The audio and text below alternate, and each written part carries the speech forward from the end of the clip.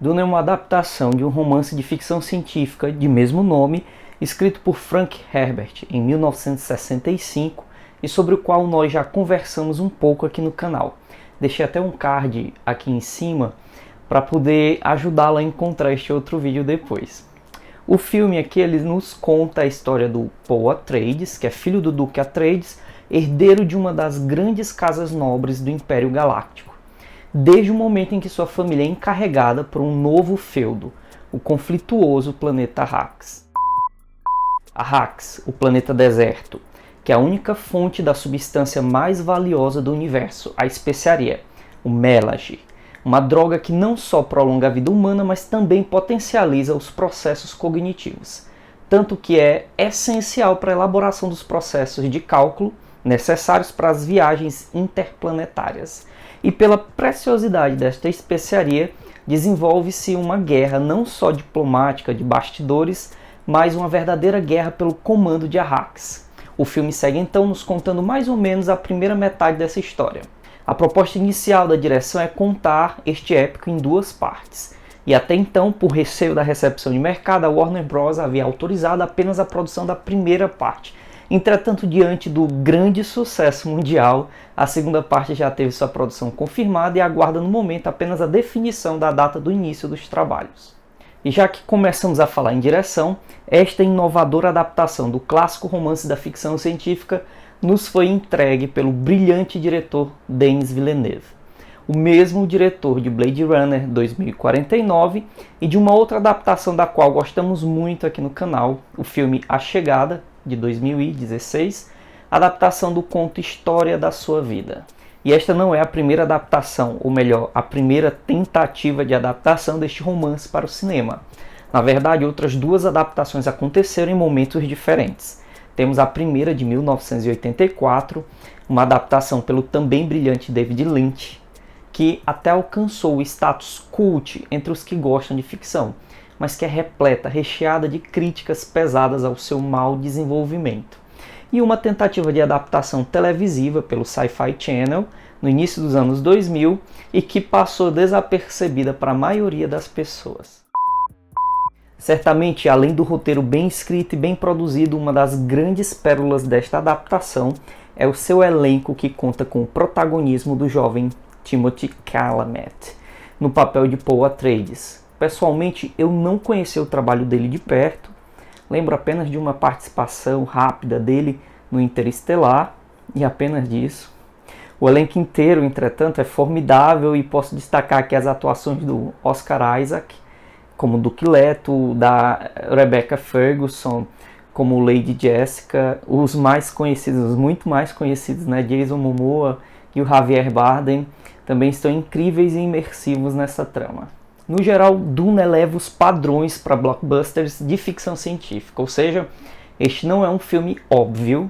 Seu roteiro faz uso de um recurso narrativo que nós já comentamos aqui no Jornada, aqui no canal, que se chama Show Don't Tell. Literalmente, é o mostre, não conte. O que nos poupa de uma sobrecarga narrativa, afinal o roteiro já é recheado de muitos e grandes diálogos. Logo, a percepção dos detalhes da trama e seu entendimento precisa da participação do espectador. E eu antecipo para vocês que muito provavelmente esta será a maior crítica de uma parte do público que está acostumada, digamos assim, às montanhas russas de emoções da Marvel, onde já recebem tudo mastigado. Isto não é uma crítica aos filmes da Marvel, não diretamente. Eu só estou afirmando que este aqui é um outro tipo de cinema, e é um tipo de cinema do qual eu, e aparentemente muita gente, estava sentindo muita falta. Para entender melhor do que se trata este filme, procure imaginar uma mistura entre os mais recentes Star Wars e Game of Thrones, e você terá uma pista sobre o que se segue, mesmo porque estas duas obras são largamente inspiradas no próprio Duna, por isso as semelhanças. Vamos falar um pouco mais especificamente sobre os acontecimentos do filme. Então, a partir deste ponto, haverá um ou outro spoiler.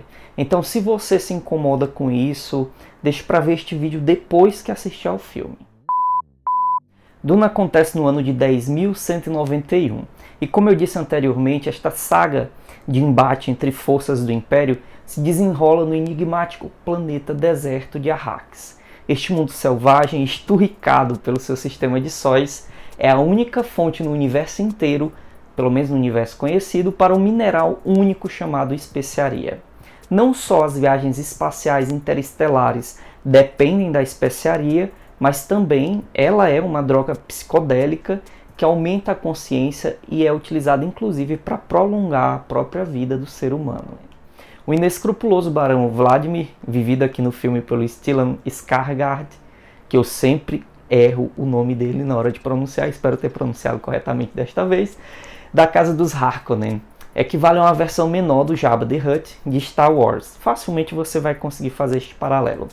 E este barão acumulou uma incrível fortuna explorando a especiaria em Arrakis nos últimos 80 anos, nos quais ele e a sua casta ficou à frente do governo e administração deste feudo planetário. Agora, o imperador Padishah, Shaddam IV, remove o barão e o substitui por um rival, que é o Duque Leto Atreides, que é vivido pelo Oscar Isaac, que pertence ao chefe da poderosa Casa dos Atreides, que vem do planeta oceânico de Caladan. E acompanhado por sua consorte e concubina, a Lady Jessica, vivida aqui pela Rebecca Ferguson, que a gente conhece lá do Dr. Sono, e o seu filho adolescente Paul, vivido pelo Timothy Chalamet, como eu já tinha dito anteriormente. O Duque chega a Arrakis com seu assessor, Gurney Halleck, vivido pelo Josh Brolin, e um vasto exército, já suspeitando que esta transferência é na verdade uma armadilha preparada pelo próprio imperador. E aqui, antes de prosseguirmos, eu queria só falar um detalhe. Na cena antes da transferência dos Atreides, vemos Tuffy Howard, que é um personagem muito forte presente no livro e também muito presente no filme, revirar os olhos, né? Ele fica praticamente só mostrando a esclera, essa parte branca do olho, enquanto ele faz um cálculo. Aquela era a cena que representava o funcionamento de um Mentat. No filme isso não nos é explicado. Por isso que eu estou trazendo para vocês essa informação a mais. E nós já conversamos sobre os Mentats no vídeo que nós fizemos sobre o livro, cujo card eu deixei em algum momento aqui do vídeo. O conflito entra em erupção logo após o Duque Leto assumir a operação de mineração das especiarias. Mais cedo, o Duque havia prometido forjar uma aliança com os nativos, conhecidos como Fremen, uma raça nômade descontente que reside nas profundas cavernas de Arrakis e que realiza campanhas como guerreiros de guerrilha contra os mineiros da especiaria.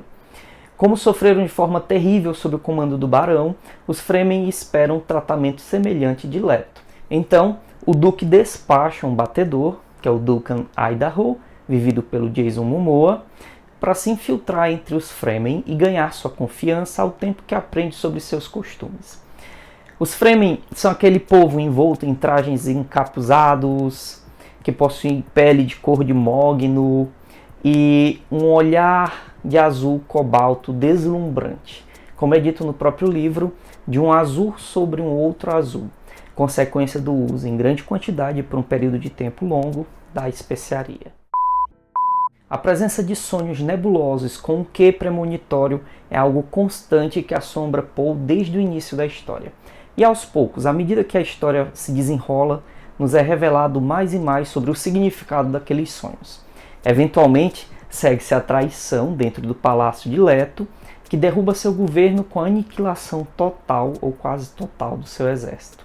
Milagrosamente, a este tempo, conseguem escapar para o deserto Paul e sua mãe, se refugiando junto ao povo Fremen, ao tempo em que ponderam sobre uma resposta à altura contra o barão.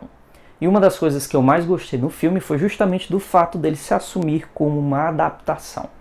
É sim um ótimo filme, mas é ainda mais uma excelente adaptação. E quem leu ao livro haverá de concordar comigo, certamente está tudo lá. O teste do Gonjabá, a sequência de eventos, a batalha de treino inicial que serve para entendermos como funcionam os trajes e escudos, a tecnologia avançada e desprovida de máquinas pensantes, os tópteros, que são aquelas naves em forma de libélula, a areia de percussão, o papel central dos vermes criadores, que são aqueles vermes gigantes, verdadeiros leviatãs, que podem simplesmente envolver com suas bocas elásticas eriçadas, com zilhões de presas afiadas, uma lagarta colheitadeira inteira de uma vez só. Outra coisa que eu achei muito bem representada foi a guerra em si. Ao contrário da adaptação do David Lynch, o Villeneuve simplesmente não esfrega em nossos narizes uma violência, digamos assim, desagradável, exagerada. No entanto, as batalhas são sim selvagens sem serem sádicas e conferem um ritmo de ação que movimenta a nossa atenção em um filme cujo ritmo é mais lento, digamos assim, de uma narrativa mais contemplativa. Por fim, não posso deixar de destacar a orquestral trilha sonora do Hans Zimmer e como sua produção melhora a atmosfera imersiva do filme. É realmente uma grande experiência. Ao todo, Duna se qualifica como o primeiro verdadeiro grande clássico de ficção científica desta década de 20, na qual vivemos, com a jornada de um herói, da chegada de sua idade, impulsionado por sonhos proféticos que ele não consegue entender. Este filme é certamente um marco na história do cinema mundial e poderia, por exemplo, ensinar os produtores da fundação da Apple TV Plus como se faz uma adaptação. Bom, e é isso, pessoal. Muito obrigado por estarem aqui comigo, por participarem dessa nossa jornada. Deixem aqui nos comentários a sua impressão do nosso vídeo, a sua experiência do filme. Se você assistiu Duna, se você gostou do filme, desta adaptação, se você prefere a adaptação anterior de 1984. Enfim, conversa aqui conosco. Fiquem todos bem, se cuidem. Tchau.